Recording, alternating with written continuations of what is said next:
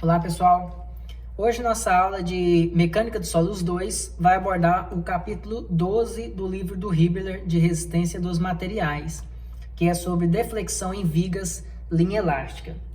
Então nessa aula nós vamos abordar uma análise, um cálculo de expressões que determinam ali algumas deflexões, tanto com relação a medidas verticais quanto a relação a deformações angulares em determinadas vigas.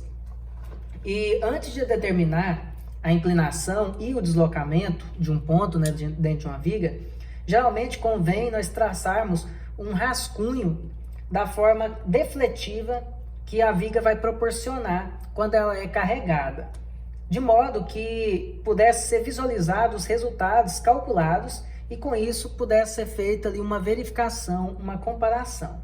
Então, o diagrama de deflexão do eixo longitudinal que passa no centroide da seção transversal da viga, normalmente a gente chama de linha elástica, que é o que está sendo representado aí nessa imagem. Temos aqui um primeiro exemplo de uma viga apoiada em um ponto, engastada no outro. Quando se aplica uma carga P, normalmente a gente projeta aqui, ó, nessa linha vermelha, como seria a deflexão dessa minha viga, certo? Para que pudéssemos determinar uma equação que representaria essa deflexão da mesma. Mesmo acontece nesse segundo exemplo, onde temos uma estrutura isostática com apoio de segundo gênero e um apoio de primeiro gênero, mais um balanço com uma carga pontual P na ponta do balanço. Esse contorno de linha vermelha representa ali isso que a gente chama de linha elástica, uma projeção de como se comportaria a estrutura ao aplicar essa carga P. Lembrando que como aqui é rotulado e aqui também é um apoio de primeiro gênero, você poderia defletir dessa forma, onde haveria uma deflexão aqui desse ponto, que teria uma variação ali de medida. Um outro ponto poderia ter uma variação no sentido inverso, né? Fora os ângulos que poderiam acontecer aqui, ó, de deflexão. O mesmo vale para esse outro exemplo, também de uma viga isostática com apoio de segundo gênero em D e primeiro gênero em B, com duas cargas aplicadas. Essas cargas aplicadas gerariam um diagrama de momento fletor conforme esse ilustrado, onde você começa com um momento nulo, tem um momento negativo no ponto B, oriundo dessa carga P1 vezes a distância. Depois, você vai ter um outro ponto máximo de momento aqui, oriundo aqui da reação VD vezes a distância. E, por fim, uma ligação entre esses dois momentos, onde vai passar a atravessar a minha estrutura em um local onde o meu momento é nulo. Quando nós formos projetar uma espécie de deformação que a viga proporciona através da nossa linha elástica, nosso diagrama de linha elástica, podemos perceber que essa carga possivelmente vai gerar uma alta deformação, uma alta deflexão aqui, uma alta flecha nesse ponto A para baixo. Essa carga P também vai fazer com que esse ponto sofra uma deflexão também para o lado de baixo, onde terá um ponto máximo, um determinado ponto qualquer e tem um ponto C, que é um ponto que a gente chama de ponto de inflexão, que é onde eu encontro dois tipos de curva, uma curva com a concavidade em um sentido, com a curva com a concavidade para o outro sentido, certo? Podemos perceber aqui, ó, que esse ponto é um local exato, onde eu tenho uma curva com a cavidade virada para baixo, ou seja, uma equação aqui negativa, né? E no outro sentido, uma equação de segundo grau positiva, gerando aqui uma parábola para cima. E esse ponto C é o ponto justamente do encontro entre os dois tipos de curva, que é o nosso ponto de inflexão, que acontece exatamente onde o momento é nulo. Então podemos ver que esse ponto C, onde o momento é nulo, é onde seria esse ponto de inflexão. Então, basicamente, é isso que a gente vai aprender a calcular hoje, calcular as equações da linha elástica. E para isso, temos que ter uma noção básica dos cálculos. Através de uma relação de momento-curvatura, mediante todos os cálculos que nós temos no comportamento elástico, temos uma expressão que é chamada de curvatura, que é 1 sobre ρ, sendo ρ aqui o raio de curvatura. Então, 1 sobre o raio de curvatura é denominado como curvatura, e ele é expresso pela divisão entre a deformação ali que eu tenho no local em relação ao y barra da minha estrutura, que vem oriundo daquela fórmula da flexão. Tensão é m vezes o y sobre a inércia. Então, fazendo uma relação dessa fórmula com a fórmula de que tensão é modicidade vezes deformação, podemos chegar a uma fórmula onde utilizamos para o cálculo de linha elástica, que é que a curvatura é igual ao momento dividido pela rigidez, I. Ao fazer uma análise de integração, podemos perceber aqui que temos uma fórmula de que o momento sobre a rigidez é ali uma equação diferencial de segunda ordem sobre uma outra equação aqui, e 1 mais essa equação ao quadrado, a equação de primeira ordem ao quadrado, elevado a 3 meios. Porém, para simplificar os cálculos, normalmente essa equação diferencial de primeira ordem costuma ser muito pequena na maioria dos casos, onde essa equação representa até o ângulo de deformação. Então, como esse valor costuma ser muito inferior, muito baixo, normalmente a gente considera se ele praticamente nulo. Com isso eu consigo eliminar essa parte de baixo do cálculo, porque eu teria 1 mais 0 elevado a 3 meios, que daria 1. Fazendo isso, podemos simplificar a nossa expressão de momento sobre rigidez simplesmente pela equação diferencial de segunda ordem. Passando o EI para o lado de lá, temos uma primeira expressão de uso para os cálculos, onde o momento em função de x seria essa equação diferencial de segunda ordem multiplicado pela rigidez. A gente sabe, nos cálculos que nós já fizemos de isostática ao longo dos semestres, que a função de corte do cisalhamento, ela é a derivada da expressão de momento em função de x. Então, se a gente fazer essa substituição, né, eu consigo encontrar que a minha fórmula para cortante seria já uma equação diferencial de terceira ordem, justamente por essa questão de que o corte seja uma derivada ali de primeira ordem, né, uma equação diferencial de primeira ordem do momento. Sabendo também que o W, que é o carregamento de uma estrutura ali, o carregamento distribuído de uma estrutura, ela também é a derivada do corte em função da distância. Tanto é que quando você tem um carregamento de 100 kN por metro, no diagrama de corte você tem ali 100x, e quando você derivar isso, você volta a ter o 100, que é o carregamento distribuído sobre a estrutura. Então, fazendo essa segunda análise aqui, eu sei que se eu precisar utilizar uma fórmula voltada para o carregamento distribuído da estrutura, ela seria uma equação diferencial de quarta ordem multiplicado pela rigidez. Lembrando que esse Vzinho, esse Ni, nada mais é do que o deslocamento, né, o deslocamento vertical de um determinado ponto, e essa divisão aqui do ΔV sobre o ΔX, ele representa o meu ângulo. Então, quando eu for fazer meus cálculos, quando ficar em função de ΔΝi sobre ΔX, estaremos representando ali o ângulo de deformação da estrutura. E quando ficar em função apenas do Ni, será realmente a análise do nosso deslocamento ali numérico, não deslocamento rotacional, né, deslocamento longitudinal da minha peça. Para isso, temos uma análise de condição de contorno, onde cada estrutura vamos ter alguns dados que eu já consigo observar da minha estrutura, que a gente chama de condição de contorno, o que vai favorecer os nossos cálculos. Por exemplo, é uma estrutura que tiver um apoio que seja apoiado, no caso aqui um rolete, né, de primeiro gênero, ou de segundo gênero, tanto faz, que é um pino, todos os dois temos uma característica semelhante. Por quê? Sabemos que por ter um apoio não há deslocamento, né? Ou seja, o delta é zero, o delta ou simplesmente o Ni, né, que é a mesma coisa, é zero e é zero. Como também sabemos que o momento também é nulo, porque apoio de primeiro e segundo gênero de extremidade, o momento sempre é nulo.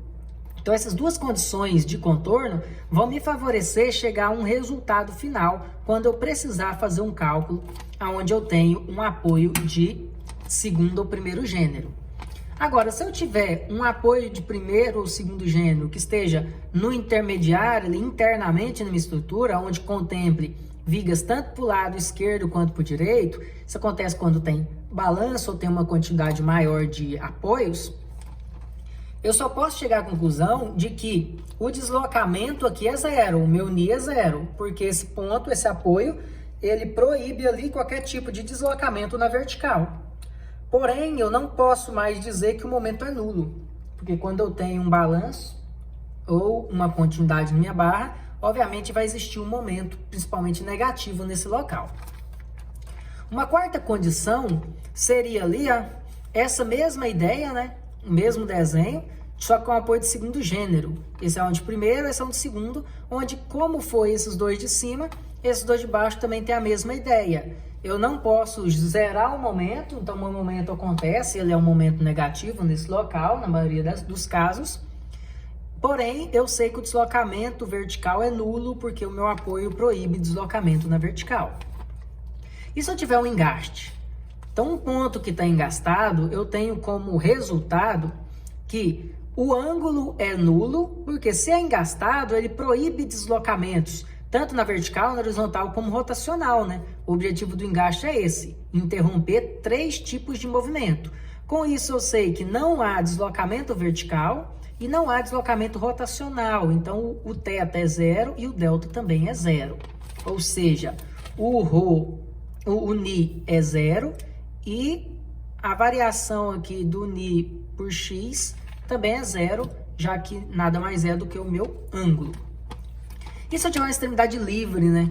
Uma extremidade livre, eu só tenho como conclusão que o corte, o momento é nulo. Lembra que todo diagrama que a gente fazia na ponta do balanço, ou do que seja, normalmente o diagrama cortante dava sempre zero e o diagrama de força de momento fletor também dava zero.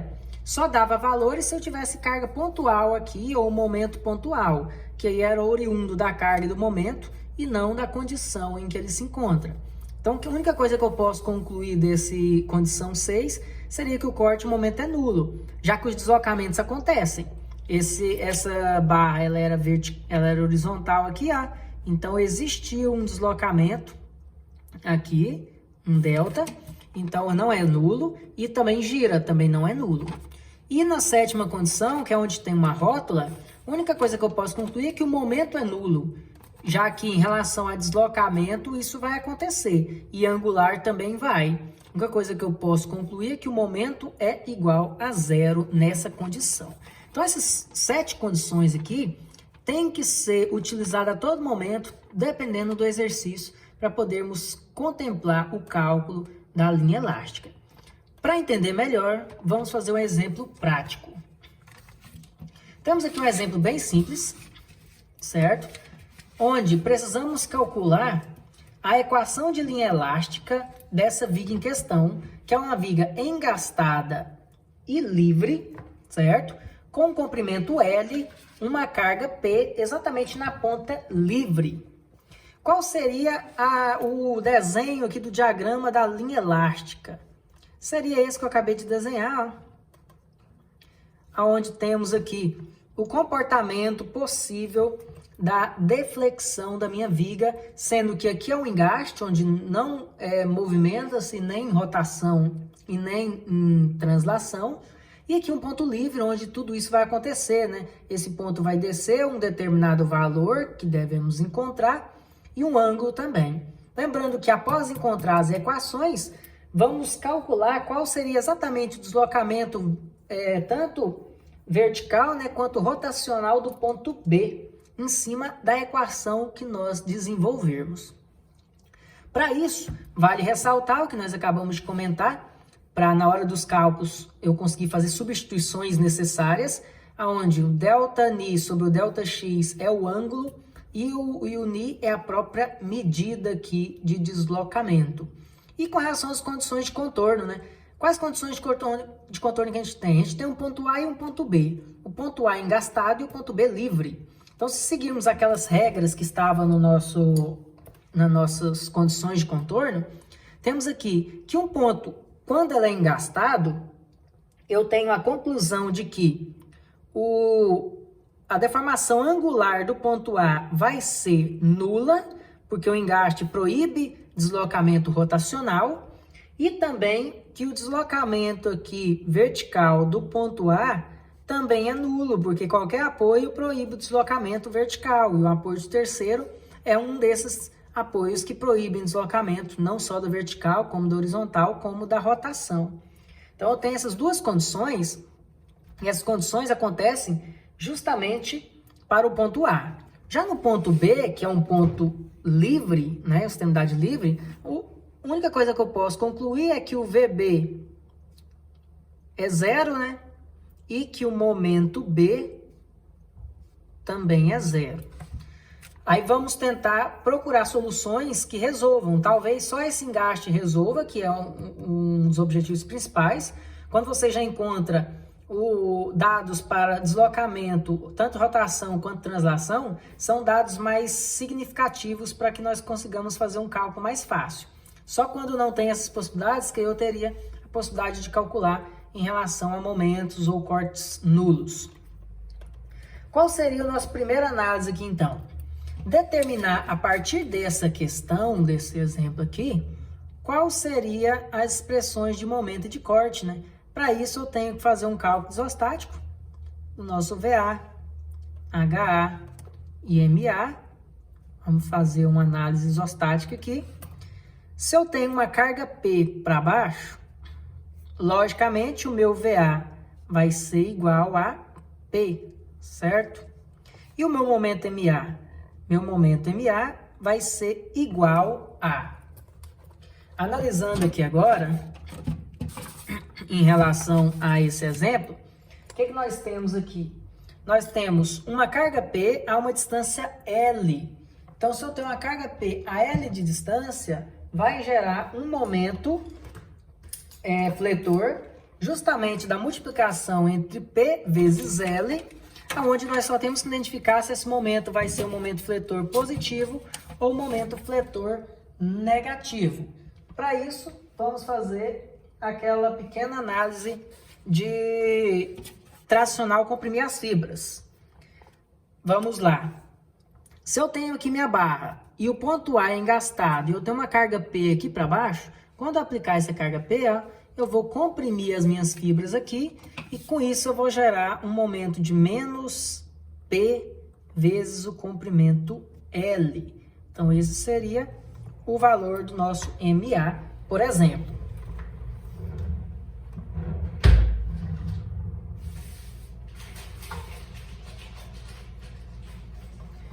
Continuando, então, temos o seguinte. Podemos calcular agora a expressão de momento em função de x. Em função de x. Para podermos encontrar as expressões. Então, se você optar por desenhar a peça, posicionar aqui o corte, aplicar a carga P a uma distância x, para determinarmos aqui tanto o mx quanto o v. No caso, o v aqui, colocando a convenção, vamos encontrar os seguintes resultados. A expressão de momento em função de x vai ser justamente o que a gente acabou de comentar. Uma carga P empurrando aqui para baixo, comprimindo as fibras a x de distância, ou seja, menos px. E é claro que essa expressão vai funcionar entre 0 e L de comprimento, que é o tamanho total da minha peça. E a expressão de corte vai ser igual ao próprio P, Porque eu tenho V menos P igual a zero. Então, V é igual a mais P.